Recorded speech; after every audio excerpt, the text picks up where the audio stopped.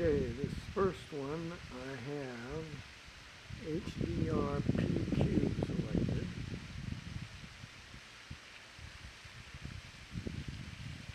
So what we're going to do is, it's an 8K, and what we're going to do is compare it to regular 8K without the HDR PQ,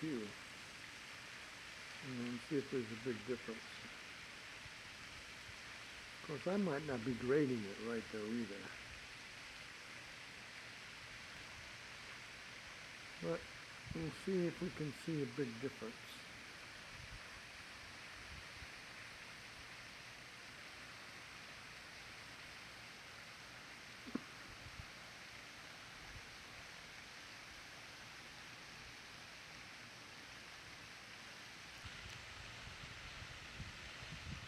Okay, this is the same sweep of the backyard.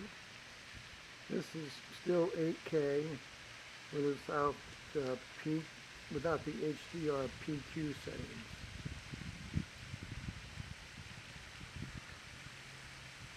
I think it looks richer without it.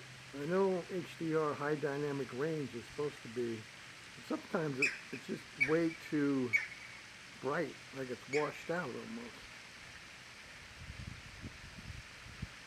So let's just see if this has made any difference.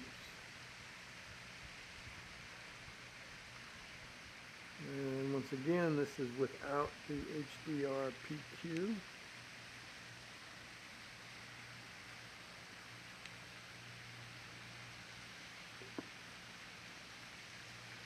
And we'll stop here also.